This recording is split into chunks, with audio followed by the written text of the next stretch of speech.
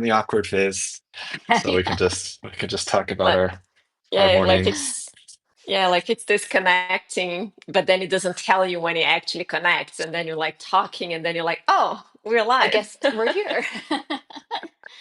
Oh my Pretty Yeah. much. goodness. Okay. And there we are. So There we welcome. are. Okay. Yeah, welcome. This is Sacred Business Stories. This is our weekly Substack Live where we have an honest conversation about what it looks like to create a business that's aligned with your deepest truth. And today we're super excited to have Rebecca Weston with us. We'll let her share her story here as in a little bit as we allow time for people to come on. But for now, just kind of like the quick notes. Rebecca helps people turn their Camino de Santiago dreams into reality. And she's been drawing on her experience of, I think, 12, is it? Yeah, 12 Yeah. pilgrimages she's done in the last 12 years, which is incredible, the consistency of that. Um, and I'll let her tell you a little bit more about what the Camino is if you're not familiar with that. It's something I wasn't familiar about until I got to know Rebecca a bit. So it's a really cool experience. But she's a seasoned educator, speaker, and really the best at what she does. And so she shares her experience through her writing. She's been a guest on many podcasts within the Camino communities, and now really also supporting clients kind of one-on-one directly with creating their Camino experiences. So welcome, Rebecca. Thank you for being Hey, here with us. And yeah, I'm really excited for this conversation. thank you guys. Me too. Yes, I like it. Just before we start, Rebecca, well, first, thank you for being here. And I'm very excited for this conversation because, as you know, I love traveling. But the reason why we created Sacred Business Stories, and I just like to add that as a reminder, is for us, Phil and I, but also for our listeners, to feel inspired. Like your idea is like so unique. And I feel that like we all have this combination, this unique combination of like life experiences and the things that we like to do and the challenges that we've been through and the things that helped us to grow in life. And when we can combine all of that and transform that into like a business, if that's the desire, it doesn't need to be, but if that's the desire, I feel that well, it's a great way of using our time, as we spend a lot of time working in life. So yeah, this is really and truly to inspire people and to keep inspiring us, so that in a way, I think it keeps us moving and doing what we do, putting all our hearts on it. So yeah, I'll pass the word to you and welcome everybody that you're watching. I think it's going to be a very inspiring conversation. Yeah, so Rebecca, yeah, just kind of tell us how we got here, like what it is you do. What is this crazy thing called the Camino? And just just from a little bit about yourself and how you got into what you're doing now, and would love to hear from you. Absolutely. Yeah, so for those who don't know, the Camino de Santiago is actually a network of historically pilgrimage trails across Europe, leading to Santiago de Compostela, which is a town or a city actually in northwestern Spain. Some people have said that the roots of the Camino have been around since Roman times. Other people say they kind of sprouted up as this whole pilgrimage idea started.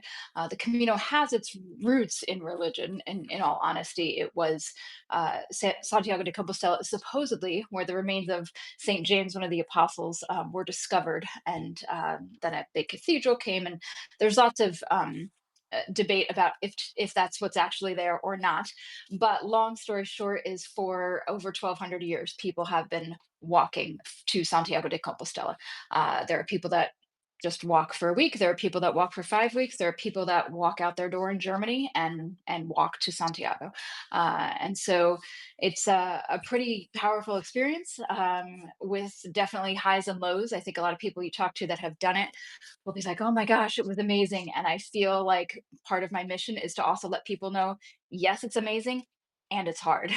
It's there's going to be challenges. I mean, it's not necessarily even physically, but all kinds of stuff that happen when you're out, day to day with yourself, walking this trail, meeting people from around the world. So, in a nutshell, that's what it is. And as far as my experiences with it, I first heard about it almost 25 years ago now, back in the year 2000 or 2001. Shirley MacLaine, who's an American actress, walked the Camino de Santiago and wrote a book about it. At the time, I was watching some morning news program and I saw her. I didn't know why she was famous. She's a little bit before my time, but this walk that she did sounded really interesting. And so I kind of filed it away that I want to do that someday. And 12 years later, I took a year self imposed sabbatical and decided that as part of that, there were a few things I wanted to do during that time. And one of those was to walk the Camino. And so I did my first Camino back in 2012. And within days, I knew I wanted to come back. There's just, and I think this is one of the things I wrote in one of my recent Substacks is so many people would say it's so hard to describe this experience to people who haven't done it, yet we try. And so yeah, after I came back from my first one, I, would have loved to turn right around and do another one, but I was in my mid 30s. But I met a group where I moved to in Asheville, North Carolina, who bunch of people that have done the Camino and numerous times and got together every single week to talk about it, to help other people who wanted to go on it. If they heard about them, they'd say, "Oh, go see this group of people; they'll help you." And so we did that. And when I first got to that group, they said, "Oh, when are you going back?" And I was like, and most of those guys and some women were retired. And I said, "Well, I'd love to, but I actually have to work. I can't always take off and walk across Spain." So if you had told me then that 12 years later, here I'd be having done a Camino 12 times, um, that it's just incredible to me. So yeah, getting from point A to point B, lots of different turns along the way, but in essence, that's kind of the journey I've been on. So Yeah, like what fascinates me about your journey and the little that I know is that you said that, like, oh, I walked the Camino 12 times and every time is unique. And I relate yes, that, like, like all the transformations, if you could speak more to that, and then how you integrate that back to your life and how that thing changes you, like from the inside out, that translates into your life experience. And what I think it's like a beautiful way to see that is, what if we could live life this way, right? Because we see the same mm-hmm. thing over and over. Like we see, like I'm in the same house and then I have the same routine. And there is something there for us to experience life different, that I feel that travels bring in form of like wisdom. But then after like a couple of days, it kind of like forget. So how was this like? And if you could just speak more to, yeah, 12 times, maybe different routes a little bit, but in Yes. essence, like is the same experience, and how it is like so unique in all the transformations that keeps like happening in your life. Yeah, and that is a good thing to point out. Like when I say 12 caminos, what's that by definition? Um, so many people think you walk the Camino de Santiago, but you can start anywhere. As I mentioned, some people walk out their doors in wherever, Belgium. Um, and there are different routes coming up from southern Spain, coming from Portugal, coming across from France. And so when someone says they've done a Camino, it doesn't necessarily even mean that they got to Santiago de Compostela, because for some people who can only take, like a lot of Europeans who are still in their working lives, will do a week of the Camino every year, and then they'll come back the next year to where they Mm. left off, and they'll do another week and then another week until they get to Santiago, maybe 6 years after they started, but week by week. So yes, so when I say 12 Caminos, I have walked into Santiago de Compostela about 6 times. And actually, just last month was the first time I ever actually drove to Santiago de Compostela. That was a real experience. But anyway, so the transformative experience of it, it's pretty darn fascinating. First of all, you meet people that you probably would have never met eh, otherwise in your life. I mean, people from all walks of life, so many countries, so many life experiences are walking this for so many reasons. So first of all, that alone, like I'm just getting chills now, just even saying that, thinking of all the conversations I've had, things that people have shared with me, things that I've shared with other people. A lot of people come on the Camino for some reason. Whether it's something kind of bigger, like they just retired, they just graduated, they just lost a partner, they want to change in their life but aren't sure what. So there are there are some people who do it, as a kind of just like as a physical challenge, but most people that come for that end up seeing it, recognizing this is actually a lot bigger than just saying, oh, Mhm. I did this physically challenging thing. It is emotionally, spiritually, mentally, there's all kinds of challenges that you face in this time. But um and it's not just uh, those challenges that you're facing on your own, but the fact that there is this community, this moving community of people, who are all on this same path with this same goal. And it's not only that everyone is kind of supporting each other, but the people of Spain and these other countries, if you choose to walk through these countries, it is incredible, that a country can pull this thing off. Mhm. There are individual groups in each region in Spain that are responsible for kind of helping to maintain, um, the marking the yellow arrows. Some of which are the trail markers. Some regions have specific trail markers that are, big and placed. But the people themselves, I can't tell you, the number of times people have told me, and I've had this experience myself. I always get lost coming out of big cities. So coming out of Leon, coming out of Burgos, just to try and find these yellow arrows in these cities. They're painted sometimes on, on park benches. They're painted on trees. They're, so you have to keep your eye out for them. And I'll never forget this one woman. She was dressed in scrubs, clearly on her way to work in some sort of medical facility. And at the time, I didn't speak any Spanish, but I knew enough to say, where's the Camino? And she literally walked with me for 10 minutes. We could not communicate in the same language. And she made sure that she put me back on the Camino. And Mm. I've heard stories like these countless times. Locals that will, somebody's injured and someone will drive them to a medical center for them to get. I mean, it's just, so many people have said if the world could function like the Camino functions, it would be Mhm. an incredible place to live. And I still believe the world is an incredible place to live if we look for it and recognize how amazing it is. But on the Camino, it is just, it's right there. It's real. It's physical. It's right in front of you. I don't even know if if that even touches on it, but it's so, yeah. Yeah, wow, But it's oh, good. mhm. I was going to say, but you did ask about post Camino, and that is something that I'm glad that you brought that up because it is a thing that a lot of people don't think about. A lot of people, I work with people helping them to get to the Camino. We cover training and which route to take and accommodations and what you're going to pack and all that kind of stuff. But one of the things that I do bring up that a lot of people don't, I think in the beginning they're like, yeah, okay, whatever. But it is something to adjust to life post Camino, whether you've just walked it for 5 days or for 2 weeks or whatever, to come back into your day-to-day life. And people might say, oh, how was your trip? And you can't even, like, you just don't have the words. It's not like, oh, let me show you the pictures from when I went to see the Colosseum in Rome. It's a whole, I'm struggling even sometimes for the words to describe it. So there are even groups of people who, um, that's one of the reasons that this group that I met in Asheville, it's nice to be able to meet other people who have done it to help you process it when you get back. And I check in with my clients when they get back. How are you doing post Camino? And I offer suggestions to people. I tell people, if you're going to do the Camino and you're flying from the US or you're coming over from Australia or New Zealand or wherever, I say if you're going to be a tourist, do that before you do the Camino, because post Camino, Oh. you Mhm. are not in the space. Like, you show up to some big city to be a tourist and it's overwhelming. It's hard.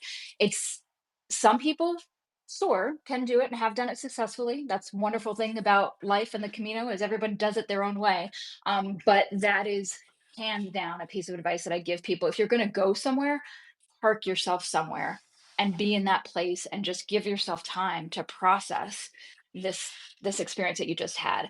And then post, I mean, week after week after week, it is helpful to to kind of connect with other people who understand what you've just been through. And there are plenty of places and ways to do that as well, and that really helps, as well as writing about it. I was lucky enough to be hired to write for a full year after my first Camino, and I'm Mm. so grateful for that experience, that I got to blog every week about bringing the lessons of the Camino back into my day-to-day life. So yeah. Mm, Yeah, thank you for sharing. I want to share something that I felt, and I've never done the Camino, but while you were like, and I'm having like chills throughout the conversation, like insane. And when you were describing like that this worker helped you to go back to the Camino and took like 10 minutes, like the way you're describing to me is almost as if the Camino show us what being human really is. And then I when you love that. experience, yeah, and then when you experience that, like being vulnerable and going to the expansion and the contraction and then being helpful for others, and like, I don't speak your language, but I'm here to communicate with you in like different ways. Then when you go back to life and then we see that we are not exploring our full human potential, that's where the integration is, right? Like maybe the Mhm. shock and like, how can I be the human that I was throughout the Camino back in my life? And I don't know, like, I just feel like it's like, and I've never experienced that, but yeah, that's how I felt when you shared.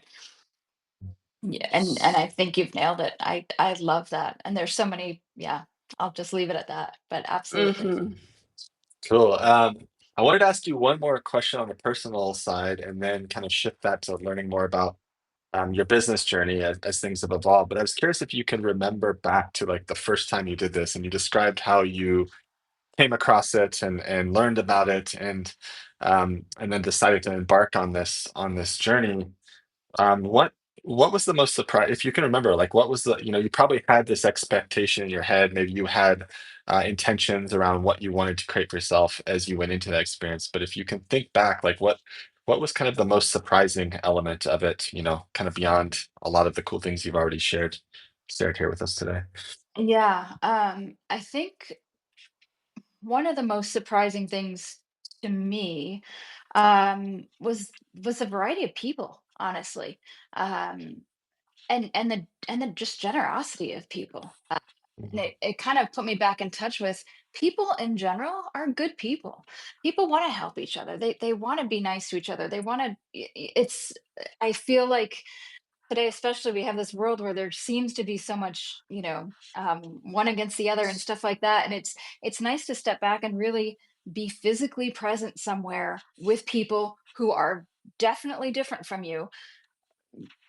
First of all, just because of all the countries that we represent, but in so many ways. And um it's just, most of us don't have an experience with that many people from that many different countries for that long of a period of time. I was on my first Camino for 37 days. And so these connections, I was, I mean, I traveled before, so I knew about, I'd connected with people in other cultures, but the way that you can sit at a table with people from 10 different countries and all talk about something, representative of, and how do you guys do that in your country? And how, and what about here? Or how we feel about things, and identifying the similarities and the difference. I mean, it was just, um, as I said, I've traveled internationally before, but this took it to a whole other level.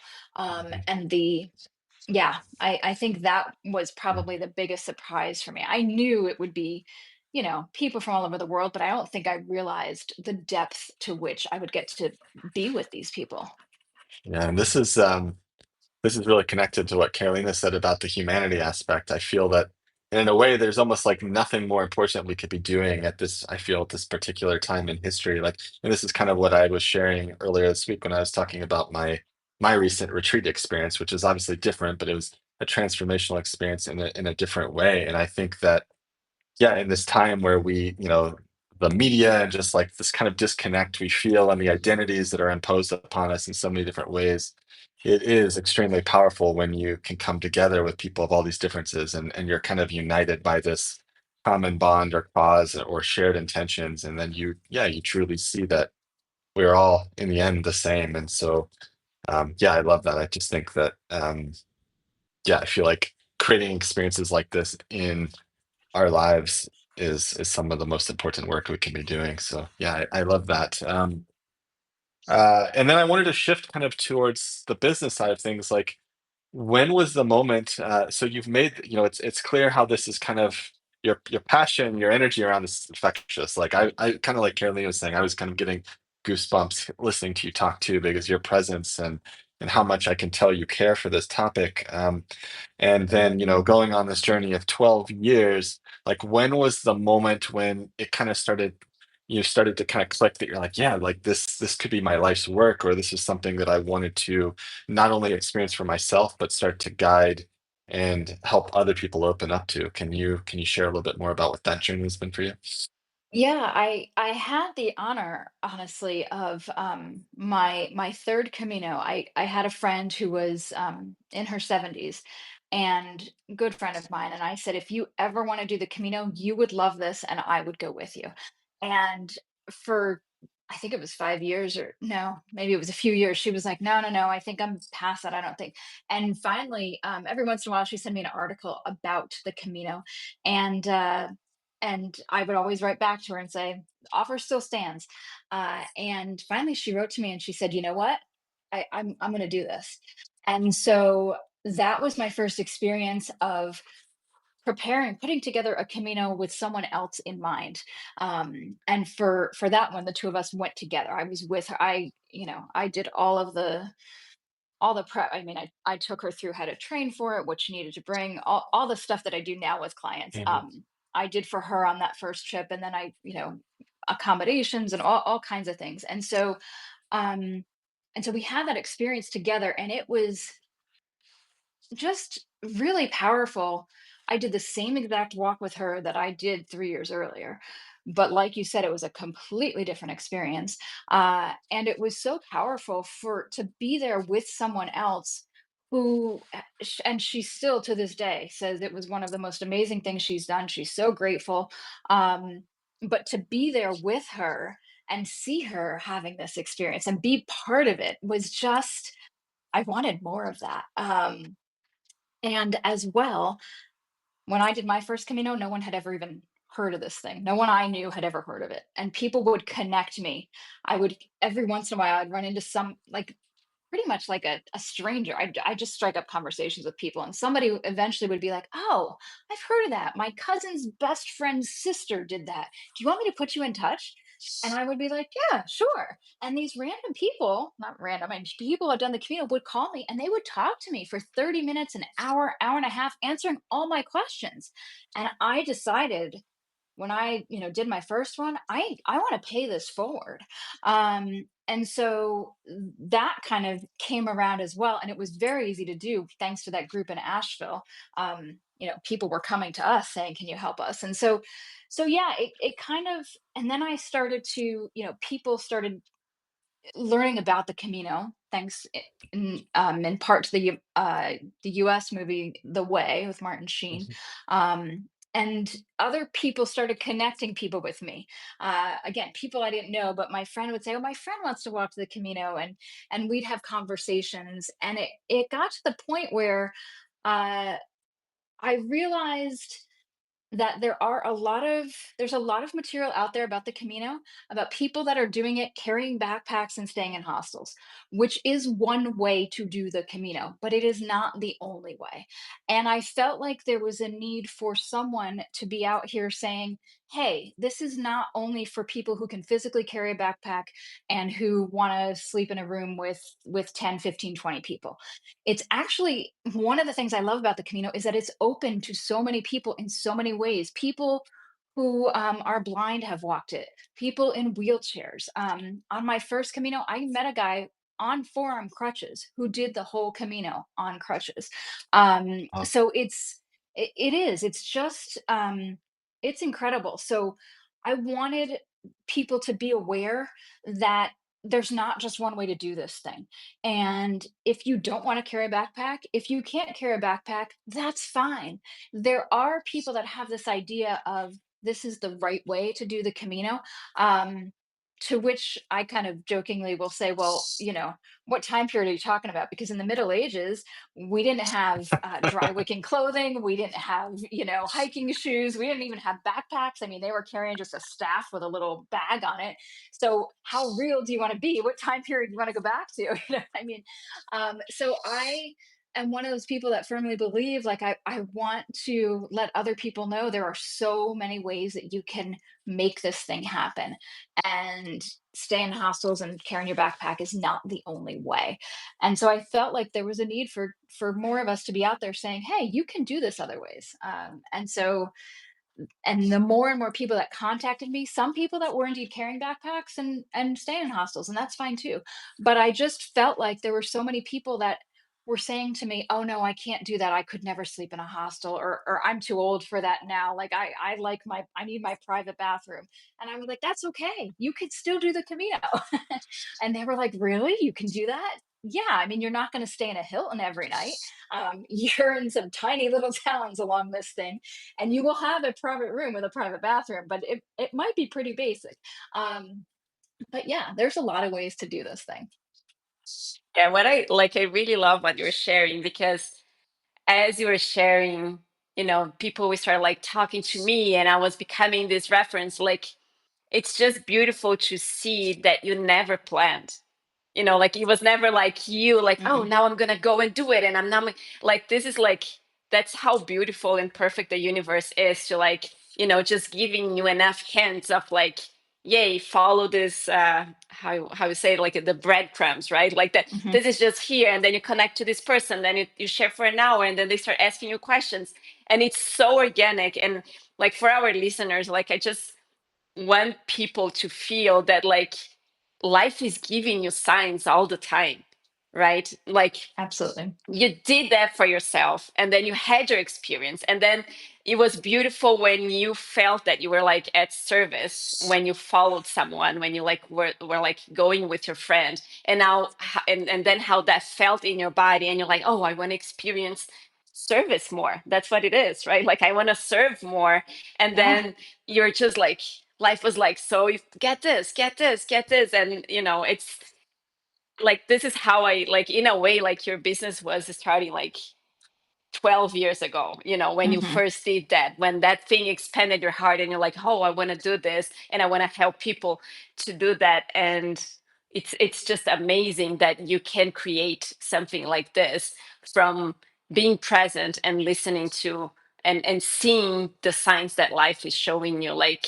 And it's not an overnight thing, and it's not like, let me Google and create a plan. It's like the process of becoming. So it's a very, very powerful, like everything that you just shared. Thank you.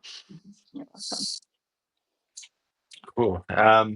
So now I'd love to kind of touch on, one of the things that we talk a lot about in our community. I know you're part of our community, but for our audience is that it's really normal to kind of have resistance or fear kind of coming up as you're kind of leaning into your meaningful work or creating something new.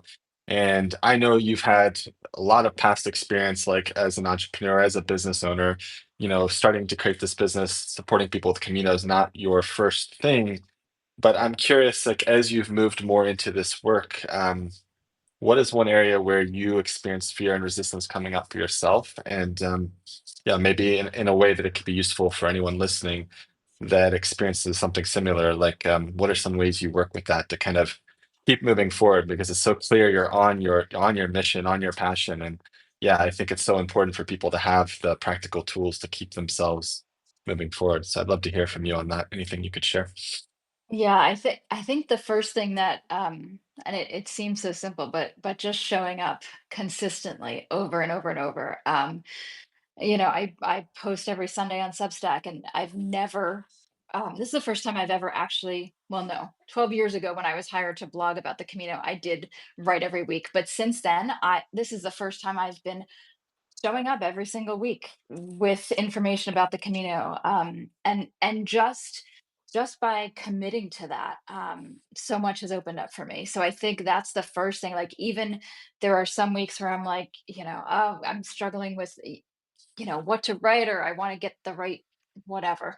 Um, and but just keep going is just the first thing. Keep showing up, keep going. The second, another fear that I had, one of the fears that that I've had for sure was, um, people, if things if things went wrong on the Camino, that it would be my fault and people would blame me. And here's the thing: things are going to go wrong. Like, I can almost guarantee anyone who is wanting to do the Camino, something is going to go wrong. Not something terrible necessarily, but it's, we can't control this experience completely. And so it's something now that I tell my clients and I teach in my classes, like, you can do all the prep you want, and I think it's kind of like this with our businesses too. You can think this is exactly what I'm going to do and these are the steps that I'm going to take, but life throws things at you and you have to be able to kind of roll with that. And so I will tell people, if you are not someone that can handle, like, things that life might throw at you, if you are a traveler who needs to know, on this day at this time I'm doing this, the Camino is not for you. You need to be open to, and I need to be open to all of that. And so I fully recognize, like, okay, wait a minute, I can't control this. There's nothing in life that we can 100% completely control. And so, kind of, I think one of the ways that I faced that fear was actually by saying that to my clients, because it's something that is so helpful for them to recognize too. This is not, your Viking River cruise. Like, I mean, it is not planned to the T. So yeah, you can plan it to a point, but, and not to say you're not going to have some amazing experiences and unusual things happen on a Viking River cruise, but it's a very different traveling experience, and you have to be open to the fact that things might not go your way, but that is also part of the Camino, and it's part of what it's there to teach you. So it's pretty cool. Yeah, when you said that, like, if you're someone that needs to know, like, from A to Z, everything, all the details, and you need to control everything, and like the Camino is not for you, the first thing that came to my mind, like, the Camino is for you. Like, you should go there tomorrow because I it's will, just like yeah. life, right? I will tell you, this is actually funny because, my first Camino, the first person that I became a really good Camino friend with, and now a friend still to this day, was a guy who was like 20 years older than me, had already, maybe 30. He'd already been retired for a while. Um, he said to me on our first night, we were actually staying in a hostel, and he said to me, he said, "Yeah, this is a really different experience for me. Like, I've traveled a lot, but this is really different." And I was like, "Well, yeah, of course, but, like, in what way are you speaking about?" And he said, "Well, let me put it this way." Remember, this was 12 years ago, before booking.com, before all this. He said, "When I travel, I know exactly what the place I'm staying is going to look like. I know where it is. I know what services it has." Because he was this, very high level corporate guy, completely out of his element, Yeah. Mhm. but loved the Camino, went back and did it multiple times. I mean, so yeah, to that point, I thank you for bringing that up. Like, yeah, maybe you do need the Camino in your life. If you've never, because a lot of people that do the Camino, I also volunteer on the Camino. And so I volunteer, in a pilgrim office in one of the towns where a lot of people start. And so I get to be with people on their first day of their first Camino. And it's amazing. And one of the things that I love is when people sit down in front of me and they say to me, "I have never done anything like this." And I'm like, "Great, welcome, you're here, congratulations." Like, I'm there to support them. And so there are a lot of people who do a Camino and have never done anything like this before in their lives. A lot of people who do it by themselves and have never traveled by themselves, or never traveled by themselves internationally. I mean, there's, for so many people, I've met so many people on my Caminos, and even clients I've worked with, who have so many firsts. I've never done X, Y, or Z, but here's the Camino with this whole other experience, and people are ready to face it, and they do. It's amazing to be a part of. I love this. I'm going to take advantage of this moment and see if I can pick your brain and get some advice. I think like an experience like this sounds incredible for myself, and something I've spoken about with Carolina in the past because I also do love travel, but I've always been one of these people who like I always know, like yeah, I'm in that camp of like I always know where I'm going to stay, and I actually get a lot of joy out of like the planning and like looking at Airbnbs and like dreaming and being like, oh, this could be the space. But something I had shared with her in the past, I was like. I would love to experience the version of myself that just shows up in like a random country or something without knowing where I'm going to stay. And I'm like just kind of walking or driving, and I'm like, oh, that place looks cool or that looks inspiring. Let's just see if there is like any availability. So I know you talk about how you help your clients with accommodations, but is there an element of that, like where people just show up and they kind of just like wing it and like, or is that like a dangerous thing in the context of this kind of experience? So there are definitely people that do it that way. Most of my clients are not those people, but that's Yeah. fine. I have a mix, I should say. Most of my clients, if they're only going for a week or two, you can plan it ahead. I have a client who's starting in a couple weeks, and he's going with his daughter. So they've planned the first week to get it under their belt a little bit, but then the last few days they're gonna go kind of on the fly and see how it goes. But there are also I also teach my clients, all the tools that are available to you if you go on the fly and then all of a sudden you're like, oh my gosh, I need to find a place to stay, I need to book ahead, this is not going to work for me. There are tools available for you, it is okay. So yeah, you can do it either way. The For people that want to do a longer Camino, it gets a little trickier, because if you're going to do a Camino for 3 or 4 weeks, what if something happens? What if you get tendonitis? What if you sprain an ankle? What if if you have all of these accommodations planned? Yes, that's what travel insurance is for. However, just logistically, it could be a nightmare to try and reroute everything and all of that. So sometimes what people will do is have like maybe the first week booked, and then they decide, okay, do I want to just keep booking a week in advance? Do I want to, and then it also depends on when you go, because some of these Camino routes are very busy at certain times of Mhm. year. Um, I love the people that say to me, "Oh, I'm going to go do the Camino in May in the off season," and I'm like, "That's not the off season for the Camino de Santiago. You might think it is, but let's talk about the numbers here. That is not the off season." Um, so yeah, there are a variety of ways to do it, and and that's one of the cool things about the Camino. There is still there are still places on the Camino where you actually cannot reserve. Most Mm. of those places, though, are hostels. Um, and most of them, there are a whole series of hostels that are by donation. So people that, I mean, so you can actually just show up. It's easier to do on certain routes. It's easier to do certain times of year on certain routes. But it is possible. But I will say most of my clients are definitely want to at least start with a plan, if not have the whole thing planned out, which Yeah. is totally fine as well. And I also enjoy my private bathroom too, if I'm honest. So, Yes, yes, yeah, yeah. so these And things most, could be in conflict a yeah, little bit. you're talking to my people. It's rare that I have somebody that's like, oh yeah, I'm just gonna do hostels and I'm just gonna wing it. Those are usually not the people that are hiring me. So, Yeah. Yeah, I love the energy that you bring because like it brings such a sense of safety, that because you're like so knowledgeable and you've done so many times, but at the same time like you create this space for the adventure, so it's that invitation that like yeah, like I want to do it and I want to plan and I want to have the information, but I don't want to figure it out all my steps because like I still want to get the element of like being surprised and encountering things that I never thought was possible. And I love that like the way you speak about it and the way you are kind of like, yeah, you could do this, you could, like, you give all the options and you bring the sense of safety, but like yeah, this is what you have here to support you, but go and explore yourself because this is what the Camino is all about. So mhm, mhm, yeah, it's very nice.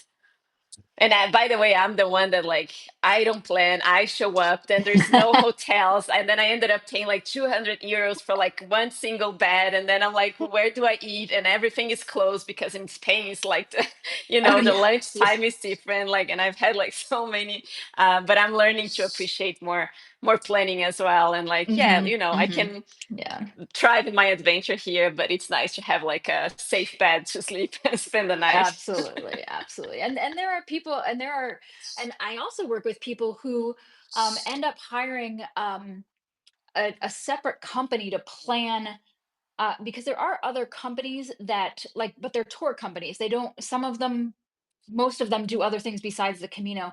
And I talk with my clients about the pros and cons of using those companies, which is totally fine if you want to do that. But there are some things that are important to know if you book, a 2 week trip with those companies. Because I've had people that are like, I called them right when I had a problem, and I'm like, well, if they don't have a 24/7 support line, you can't call them 24/7.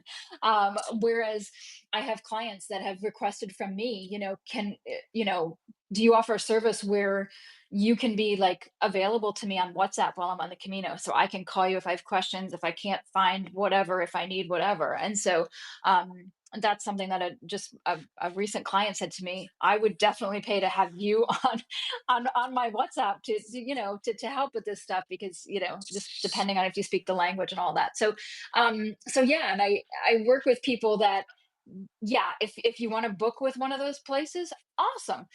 And then we still go into all the other little intricate things that you might need to know in order to get you there. So Cool. So at this point, the other question we love to ask people about on this show is kind of another thing that people oftentimes struggle with as they're trying to kind of share their voice and share more about what they do and their meaningful work is like how to create meaningful, authentic connection. But I think for you, I want to ask this. I want to throw a little bit of a wrench here and ask this like in a slightly different way, which is, everything that you shared with us here today about the Camino and your experience with it. It has such, it's embedded in it in its fabric is this idea of community and service and connection and how much that's brought to your life. And so I'm curious for anyone who struggles with meaningful, authentic connection, sharing their message, whatever it may be, with what they're creating in the world.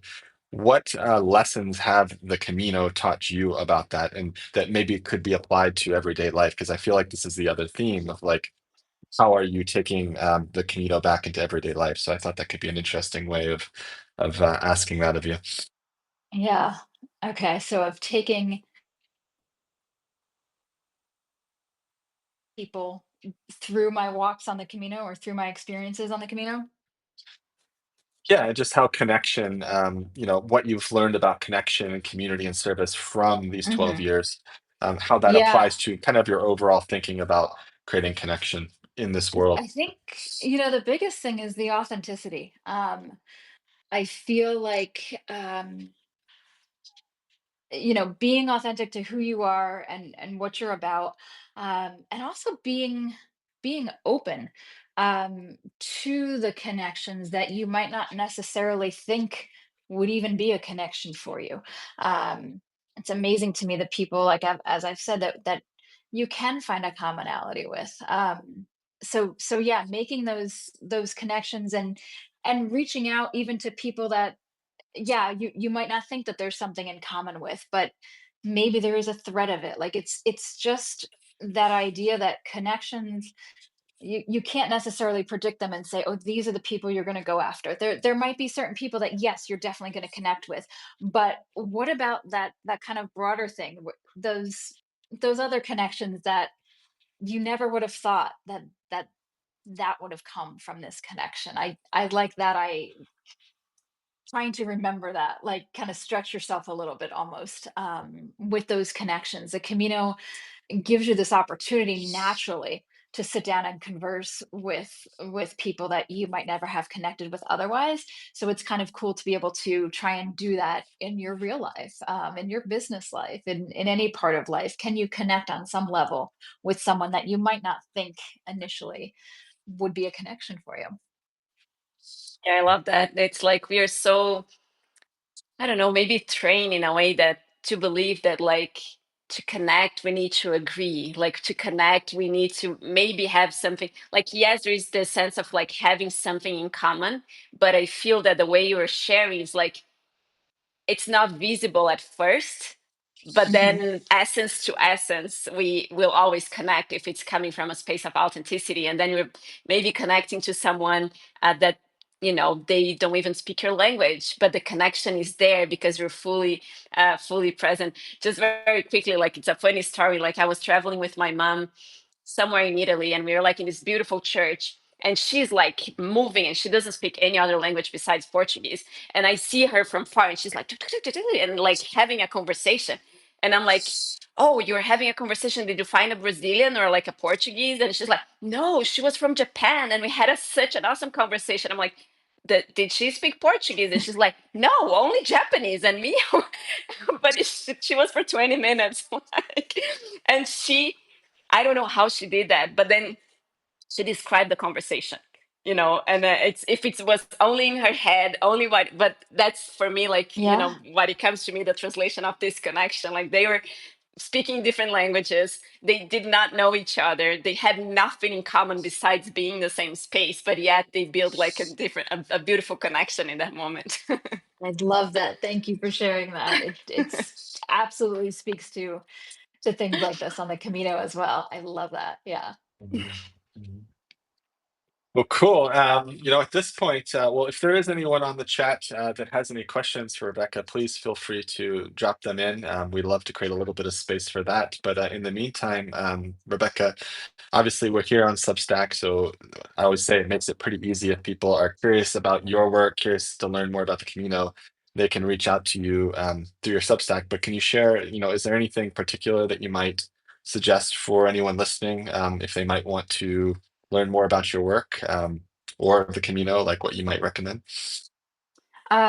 Yeah, I mean, so yes, first of all, of course, the Camino calls on Substack is where I write every Sunday, and the caminocalls.com. And then there are a ton of resources out there now these days. The Camino has become quite popular, uh, and that's both a pro and a con. So yeah, there's tons of places to get information.